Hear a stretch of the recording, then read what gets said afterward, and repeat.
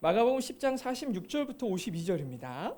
마가복음 10장 46절부터 52절까지 우리 같이 한 목소리로 읽도록 하겠습니다.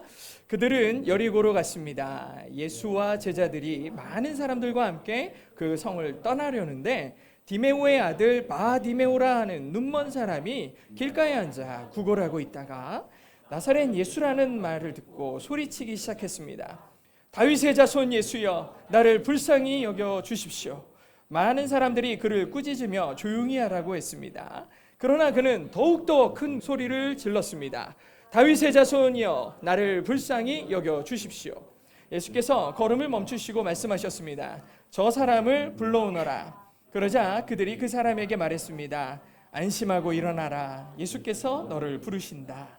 그는 겉옷을 던져버리고 벌떡 일어나 예수께로 갔습니다. 예수께서 그에게 물으셨습니다. 내가 무엇을 너에게 해주기 원하느냐? 앞을 못 보는 사람이 대답했습니다. 선생님, 제가 보기를 원합니다. 예수께서 말씀하셨습니다. 가거라. 네 믿음이 너를 구원했다. 그러자 그 즉시 그는 보게 됐고 예수를 따라 길을 나섰습니다. 아멘. 오늘은 제가 보기를 원합니다 라는 말씀의 제목으로 함께 은혜를 나누도록 하겠습니다. 사랑하는 성도 여러분, 오늘 우리는 지난 몇 주간 함께 걸어왔던 마가복음 10장의 이야기의 대단원을 내리고 있는데요. 이 길 위에서 우리는 참으로 다양한 사람들을 만났습니다. 이혼이라는 아주 첨예하고 예민한 주제를 가지고 예수님을 시험하려고 했던 바리새인들도 만났고요. 세상의 계산법이나 이로움들을 계산하지 않고 어른들의 손을 붙잡고 와서 예수님의 품에 안긴 아이들도 만났죠. 영생을 사모하는 마음은 가졌지만 자기가 더 좋아하는 것을 포기할 수 없어서 예수님 바로 앞에서 돌아섰던 부자 청년도 만났고요. 그 청년을 보면서 우리는 잘하고 있다고 우리는 잘하고 있다고 자기를 자랑하는 베드로, 그리고 예수님 곁에 자기 자리를 맡아달라고 얘기하는 영광의 자리만 탐하는 제자들 모습까지 우리는 봤습니다. 이들 모두 똑같은 예수님을 보고 있고 그분의 음성을 같은 공간에서 듣고 있는 거죠. 근데 정말로 이 사람들이 예수님을 받느냐는 다른 얘기입니다. 그들의 눈은 분명히 예수님을 보고 있는 건 맞는 것 같은데 그들의 마음은 전혀 다른 데를 보고 있는 거예요. 세상의 성공이나 종교적인 우월감, 정치적인 기대나 개인의 욕망이라는 필터를 통해서 예수님을 바라보고 있었기 때문에 그들은 예수님 곁에 있으면서도 가장 중요한 진리를 놓치고 있었습니다. 이것이 바로 영적인 실명 상태나 다름없었죠. 오늘날 우리도 마찬가지예요. 예수를 믿는 사람이라고 이렇게 교회에 나와 예배도 하고 성경도 읽고 기도도 하고 찬양은 하지만 과연 우리의 시선은 무엇을 바라보고 있는가?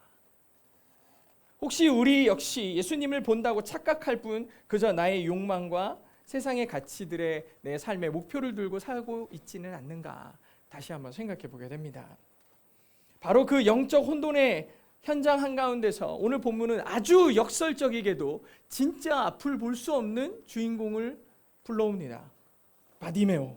그는 아무것도 볼 수 없었기 때문에 오히려 가장 본질적인 것에 집중할 수 있었지 않나 생각이 드는데요. 오늘 이 시간 바디메오의 부르짖음이 우리의 부르짖음이 되고 그의 치유가 우리의 치유가 되고 그의 결단이 우리의 결단이 되어야 될 줄로 믿습니다. 주님, 제가 보기를 원합니다. 이 간절한 고백으로 우리의 영혼 전부를, 우리의 전 존재를 주님 앞에 내어놓는 시간이 되어야 될 줄로 믿습니다. 그래서 오늘 함께 말씀을 나누는 이 과정에서 아주 여러분이 꼭 이 과정을 이해할 필요가 있습니다. 먼저는 하나님의 주권을 완전히 인정하는 게 첫 번째 단계여야 돼요. 하나님의 주권을 완전히 인정하는 신앙 고백, 그 결과 위에다가 주님을 온전히 신뢰할 때 우리는 이 기도가 이루어지는 과정을 볼 수 있어요. 근데 그 과정에 두 번째로 중요한 건 나를 완전히 부인하는 거예요. 나를 완전히 부인하고 마지막에는 주님의 길을 따라가는데 이 세 번의 과정을 우리가 인지하고 오늘 말씀을 들어야 됩니다. 이 세 가지를 꼭 기억하신 다음에 말씀을 시작해 보겠습니다. 예수님의 일행은 이제 최종 목적지 예루살렘으로 가기 바로 그 입구와 같은 여리고라는 도시에 들어옵니다. 여리고에서 예루살렘까지는 단 하루길 약 30에서 40km 정도밖에 안 떨어져 있어요. 이제 여리고에 왔다는 건 예루살렘에 가는 입구에 와 있다는 거예요. 안 그래도 이 여리고에 가보니까 사람들이 엄청 많은 거예요. 전국 곳곳, 전 세계 곳곳에서 이제 유월절, 이스라엘의 최대의 명절인 유월절을 축제를 보내기 위해서 많은 순례자들이 이곳으로 몰려들고 있었어요. 그 종착지역에 이제 관문과 같은 이 여리고에 다 사람들이 몰려들고 있었죠. 그리고 소문이 쫙 나서 예수라는 분에 대해서 소문이 나기 시작한 거예요. 예수, 이번에 예수가 6월절에 온대. 6월절에 예루살렘에 온대. 이게 많은 인간적 기대, 그러니까 메시아라는 사상에 많은 사람들이 빠져있는 사람들이 다 이 얘기를 듣고 기대하고 있는 건 딱 하나였어요. 드디어 우리가 자유할 때가 됐다. 이게 로마의 통치 가운데서 이 고통과 아픔을 겪는 우리가 이제 예수님을 통해 우리를 구원하실 메시아를 하나님이 보내주신 거야 라는 생각을 하기 시작했어요. 다 흥분하고 열광하고 있었고 자기들이 생각하는 다윗과 같은 영웅이 바로 예수일 거라고 기대하고 있었던 거죠. 사람들이 다 이렇게 웅성웅성거리고, 근데 그때 예수님이 이 사람들, 무리들을 이끌고 이렇게 지나가는 걸 본 거예요. 사람들이 저 사람이 예수래, 저 사람이 예수래. 다 이제 사람들이 쑥덕쑥덕 거리는 거죠. 47절에 보니까 나사렛 예수라는 말을 듣고 소리치기 시작했습니다 라고 했는데, 나사렛 예수라는 말은 무리와 군중들이 한 얘기예요. 근데 이 나사렛 예수다라는 얘기를 누가 들었냐? 그 무리 속에 엎드려져 있던, 구걸하던, 앞을 볼 수 없는 바디메오라는 사람이 이 얘기를 들은 거예요. 그래가지고 듣자마자 소리를 지르기 시작했는데, 다윗의 자손 예수여, 나를 불쌍히 여겨 주세요 라고 얘기하는 거예요. 여러분, 근데 이 문장을 보면서 조금 어색하지 않습니까? 사람들은 예수님을 뭐라고 그랬냐? 나사렛 예수라 그랬어요. 근데 바디메오는 나사렛 예수여라고 안 하고 다윗의 자손 예수여라고 부르는 거예요. 똑같이 예수님을 부르는데 사람들은 나사렛 예수라고 부르고 바디메오는 다윗의 자손 예수라고 불러요. 나사렛 예수는 갈릴리 지역에 있는 작은 시골 마을에 거기서 태어난 사람에 대한, 인간에 대한 얘기예요. 즉 무리는 물론 메시아를 기대하고는 있었지만 예수라는 분을 바라보는 시선이 뭐였냐? 그냥 한 인간이었어요. 나사렛, 거기서 뭐 별게 나오겠어? 이런 사람들의 인식을 갖고 있는 많은 인간들의 인식이 반영된 거예요. 그냥 인간 예수, 시골 마을 출신의 한 사람 예수였죠. 근데 바디메오는 다윗의 자손 예수라고 불렀어요. 다윗의 자손이라는 말의 근거는 이사야와 예레미야, 수많은 구약의 예언자들이 이미 예언을 했어요. 메시아가 온다 그랬어요. 그리고 그는 다윗의 자손 가운데서 나올 거다. 그 다윗의 자손이 올 때 이스라엘의 진정한 왕이고 죄와 절망으로부터 모든 백성을 구원할 거다라는 신앙의 고백들이 이미 이 이스라엘 사람들 안에 가득했죠. 근데 그 사람들이 몰라서 나사렛 예수라고 한 게 아니라 예수를 온전히 보지를 못했어요. 그냥 나사렛 예수다 이런 얘기하고 있는데 바디메오는 뭐라 그래요? 다윗의 자손 예수요. 이 말에는요, 예수 그리스도가 메시아이심을 진심으로 고백하고 있는 게 담겨 있는 거예요. 바디메오는 눈이 멀어서 세상의 겉모습은 분명히 볼 수 없었지만 오히려 세상의 소리가 아니니 진리의 귀 기울일 수 있는 귀가 있었어요. 그는 예수님의 소문을 들었고 예수님이 행하시는 일 하나하나를 눈을 감은 채 마음의 소리로 바라보기 시작하니까 하나님께서 예언하셨던 예언의 역사들을 누가 행하고 있다고 생각했냐? 예수 그리스도가 하고 계시는구나. 아, 그분이 메시아구나 라는 사실을 알게 된 거예요. 그래서 바디메오는 아주 담대하게 자신의 모든 것을 걸고 외쳤어요. 다윗의 자손 예수여, 우리를 불쌍히 여겨 주세요. 이 얘기는요, 그냥 내 병에 대한 문제가 아니었어요. 이 바디메오는 자기 온 인류와 자기의 구원자이신 예수 그리스도를 눈으로 볼 수는 없지만 마음의 눈으로 보면서 나를 구원해달라는 간절한 외침이었어요. 여러분, 우리 이 사람이 하는 이 외침이 예배예요. 우리가 지금 이 자리에 나와 있는 것도 이 바디메오와 같은 외침이 되어야 돼요. 그 갈급함이 필요해요. 이 장면 우리에게 아주 진지한 질문을 던져요. 그러면 나의 예수는 어떤 분인가? 여러분 생각해 보셨습니까? 여러분이 믿는다고 하는 예수 그리스도는 어떤 분입니까? 나사렛 예수입니까? 다윗의 자손 예수입니까?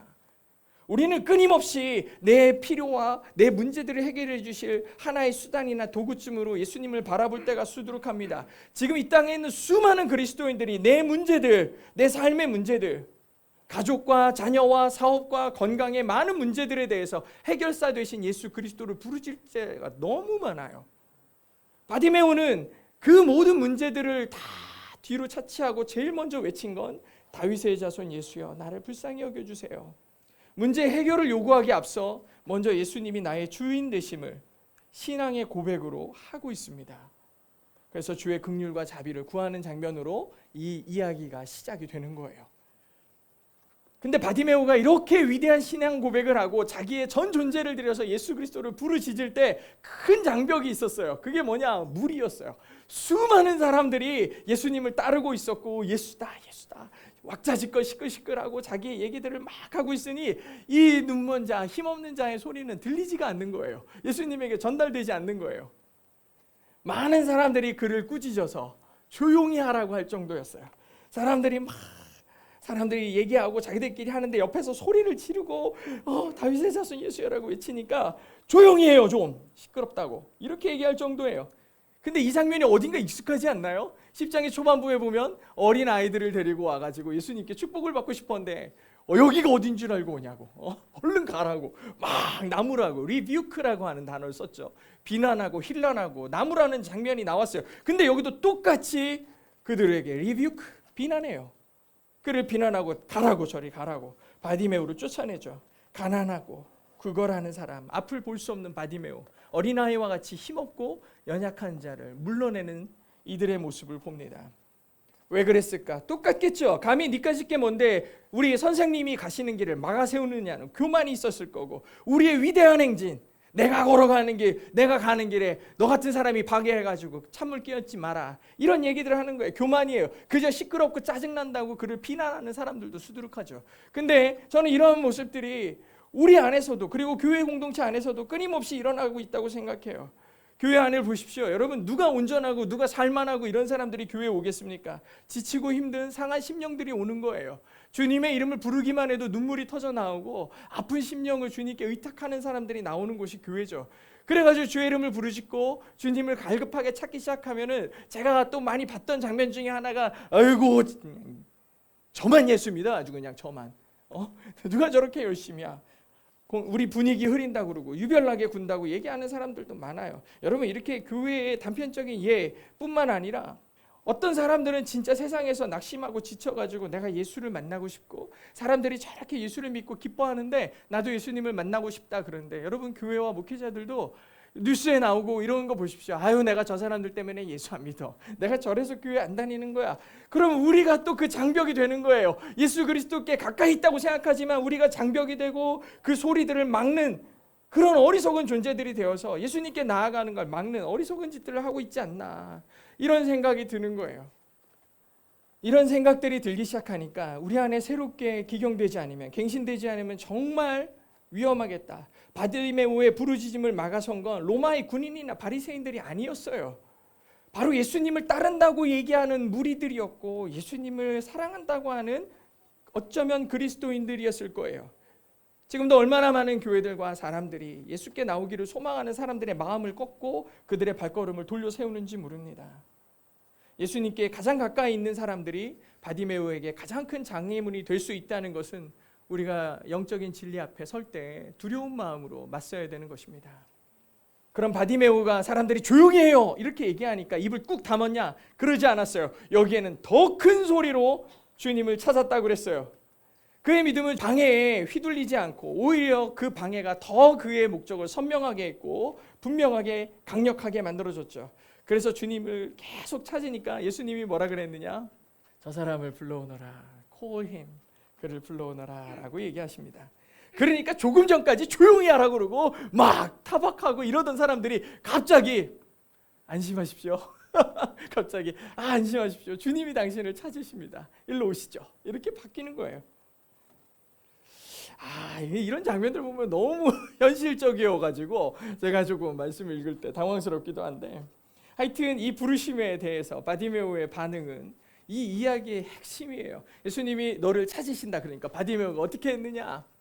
말씀을 같이 한번 읽어보겠습니다. 시작. 그는 겉옷을 던져버리고 벌떡 일어나 예수님께로 갔습니다. 여러분 여기서 겉옷을 벗어 던지고, 아니 뭐 이거 별건가? 우리도 누가 갑자기 부르면은 내가 쥐고 있던 거, 내가 갖고 있던 거 잠깐 놓고 막 달려가잖아요, 그죠? 이거 별거 아닌 것처럼 여겨질 텐데 이 장면은 굉장히 중요한 장면이에요. 왜냐하면 바디메오에게 있어서 겉옷은 그의 전부였어요.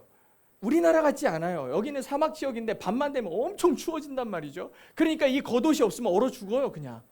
겉옷은 이 사람의 생명줄이에요. 낮이 되면은 얼마나 또 햇볕이 뜨겁겠어. 오늘 엄청 뜨겁잖아요. 그럼 그늘이라도 하나 쳐야 되는 거예요. 이 겉옷은 낮에는 그늘이 되는 거예요. 사람들이 뭐 음식이라도 주고 뭐 구걸을 하는데 뭐라도 주려고 치면 이걸 받아놓을 때가 있어야 되잖아요. 그게 또 겉옷이에요. 이 사람에게 있어서 겉옷은 전부예요. 근데 예수님이 부르신다. 가자 라고 얘기하자마자 다 벗어 던지고 예수님을 향해 달려가는 거예요. 여러분, 이 사람이 던진 이 겉옷은 이제 내가 더 이상 이런 것들에 얽매이지 않겠다라는 굉장히 상징적인 표현이에요. 이제부터 이 절망적인 삶으로 살지 않겠다. 이제는 예수 그리스도라는 새 옷을 입겠다라는 아주 상징적인 표현이죠. 바로 앞서서 수많은 재산들을 붙잡고 있느라 예수님을 얻지 못했던 부자 청년이 있었습니다. 이 사람은 예수님을 결국에는 만나지 못하고 돌아가죠. 근데 이 사람은 자기의 겉옷을 벗어 던지고 예수님을 얻었어요. 그럼 누가 진짜 부자냐는 거죠. 우리가 여기서 이 가난한 바디메오가 부자가 되었다라는 사실을 인정한다면 우리는 어떤 거에 더 가치를 두는지를 알 수 있는 거죠. 이 인사이트가 굉장히 중요해요. 그런 그에게 예수님께서 물으십니다. 내가 무엇을 너에게 해주기를 원하느냐라고 질문하시죠. 이 질문은 그의 소원을 확인하는 질문을 넘어 그의 믿음의 중심이 뭐냐고 물어보는 거예요. 이게 왜 중요하냐면 여러분, 바디메오가 말은 저렇게 했죠. 소문을 들으니까 그렇다더라 이러는 거예요. 그랬는데 정작 가가지고 예수님이 너에게 묻는 거예요. 너무 뻔하고 당연한 질문이에요. 네가 뭘 원하니? 라고 질문한 거예요.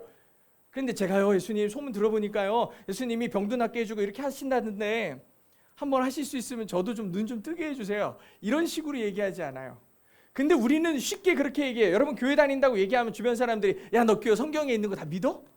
너 성경에 예수님이 병 고쳤다던데 믿어? 죽은 사람 살렸다는데 믿어? 아니, 그런 거 다 차치하고 예수님이 죽었다가 살아났다는데 믿어? 에이, 그냥 거기 써 있는 거요. 그거 누가 믿어? 이렇게 얘기하는 사람들도 수두룩해요. 나 그냥 교회 날라리야. 이렇게 얘기하는 사람들도 많아요. 근데 지금 바디메오에게 예수님이 이 뻔하고 당연한 질문을 하는 이유가 바로 여기 있어요. 네가 진짜로 내가 눈을 뜨게 해줄 줄 믿고서 지금 나를 찾은 거냐? 만약에 진짜 믿는다면 네가 믿음으로 고백해라. 그러니까 여기 본문을 보면 눈먼 사람이 대답한다고 써 있어요. 보기 원합니다. 보기 원합니다. 네가 정말로 나를 그렇게 믿느냐? 제자들과 우리에게 똑같이 묻는 질문이에요. 너희가 예수를 믿는다 그러고 예수님의 제자라고 얘기하면서 결국 너희들이 바라는 거는 그 영광의 자리, 고통 없는 자리를 취득하기 위한 것뿐이 안 되잖아. 진짜 나를 믿니? 라고 끊임없이 질문하시는 거죠. 세상의 영광이나 세상의 소망들, 높은 자리, 권력들을 원하는 거냐? 아니면 진정으로 나 보기를 원하는 거냐? 예수님이 물어보시는 거예요.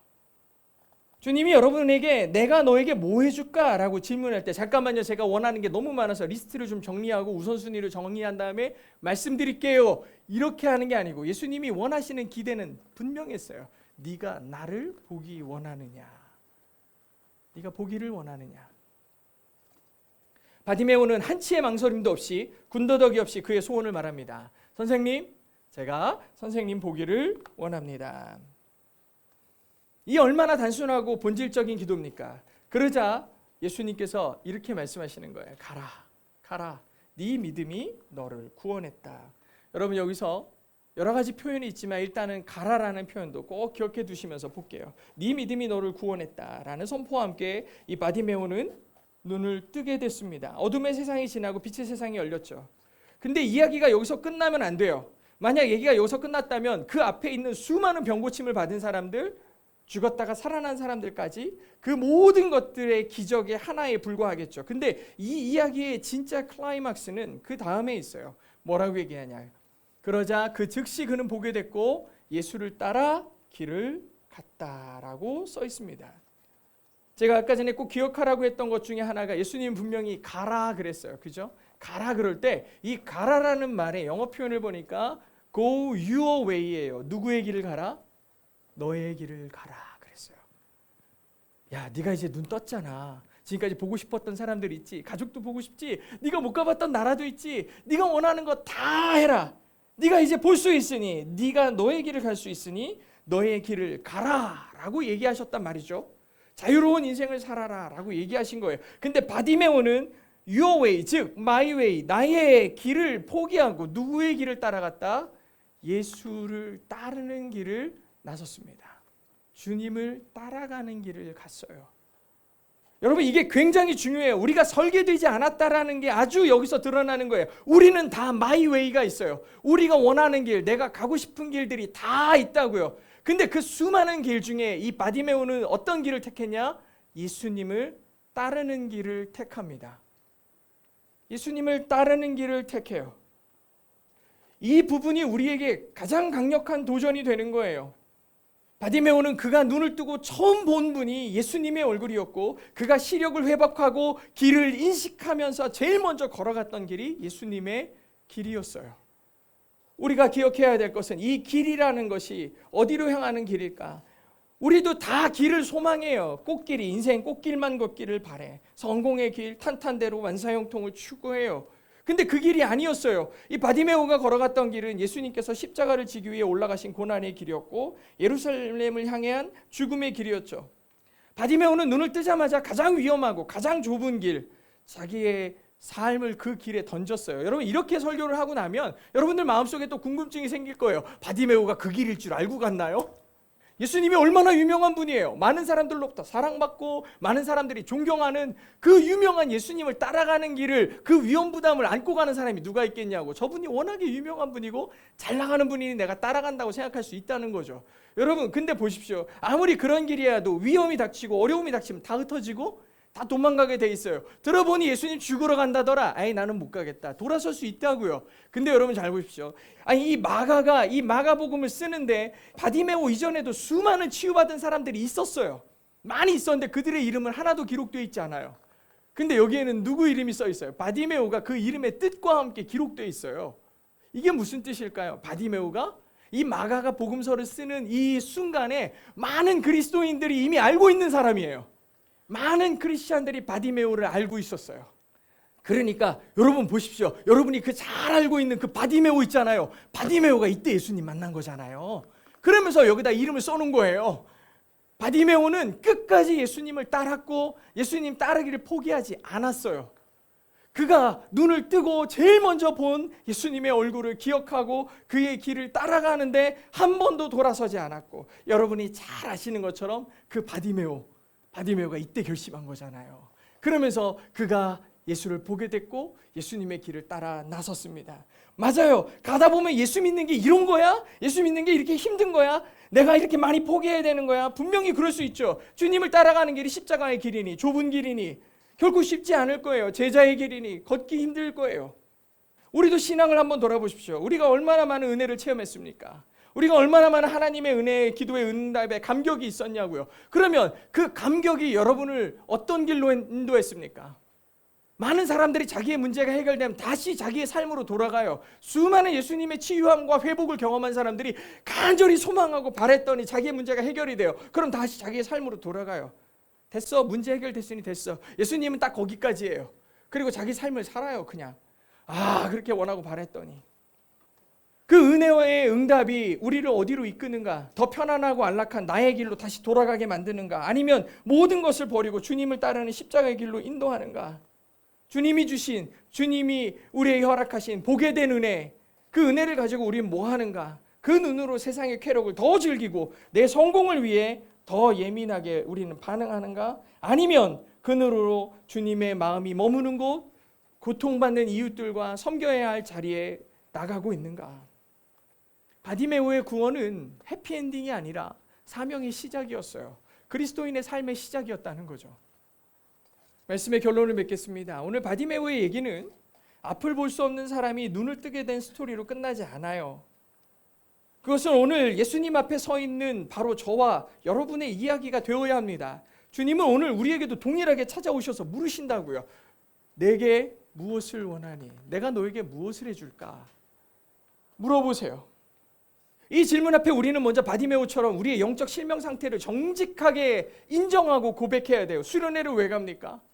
우리가 왜 예배합니까? 왜 이 자리에 나와요? 내가 한없이 연약하고 부족한 존재임을 알기에 예배의 자리에 나올 수 있는 거예요. 하나도 아쉬울 거 없으면 여기에 나와 있는 사람들은 예수를 믿는 것이 수많은 스펙 중에 하나일 뿐인 거예요.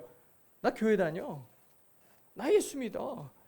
예수를 믿는 것에 본질은 없고 나의 연약함에 대한 진실된 고백은 없고 그냥 예수 믿는 사람일 뿐인 거죠. 그러니 나사렛 예수라고 얘기하는 사람들이 나오는 거예요. 세상의 소음, 세상의 스펙들, 세상이 나에게 기대하는 것들에 좌우되지 않고 오직 다윗의 자손 예수여 나를 불쌍히 여기소서라고 얘기할 수 있는 담대함은 나의 처절함에 있어요. 내가 도저히 구원받을 수 없는 하나님의 은혜가 아니고는 예수의 보혈이 아니고는 살 수 없는 존재임을 완전히 인정할 때에야 세상이 어떻게 떠들고 나를 방해해도 예수님 아니면 나 죽을 것 같은데, 그러니 이러한 갈급함과 외침이 나올 수 있는 거예요. 그 갈급함과 외침이 있을 때에야 주님이 우리를 부르시는 거예요. 그를 나에게 데려오라. 주님, 죄와 욕심에 눈이 멀어 주님을 제대로 보지 못했습니다. 나를 불쌍히 여겨주세요. 이 처절한 부르짖음이 우리의 기도가 되어야 되는 거죠. 앞을 볼 수 있다고 예수님을 봤던 게 아니에요. 수많은 무리들이 예수님을 따르고 있었지만 예수를 보지 못했어요. 오직 눈 감았던 한 사람이 예수님을 보고 있었던 거죠. 그리고 그 주님의 부르심을 들을 때 우리를 묶고 있던 겉옷들을 집어 던지는 거예요. 내가 가졌던 경험, 나의 자존심, 세상이 주는 안정감, 과거의 상처와 아픔들, 실패에 대한 낙심들, 다 이 낡은 겉옷들을 벗어버리는 거예요. 던져버리는 거지. 예수님께 나아가야 되는데 이제 필요 없어요. 나의 나된 것들, 세상이 나를 나되게 만들어주는 것들을 다 벗어 던지고 이제 예수의 보혈로 새롭게 입어지는 그런 그리스도인이 되는 거예요. 그래야 주님께 달려나갈 수 있거든요. 그리고 마지막으로 가장 중요한 도전 앞에 쓰는 거죠. 주의 은혜로 새롭게 눈을 뜨게 되었는가? 그럼 우리는 어디로 갈 건가? 이제 방향이에요. 어디로 갈 건가? 다시 나의 옛날 삶?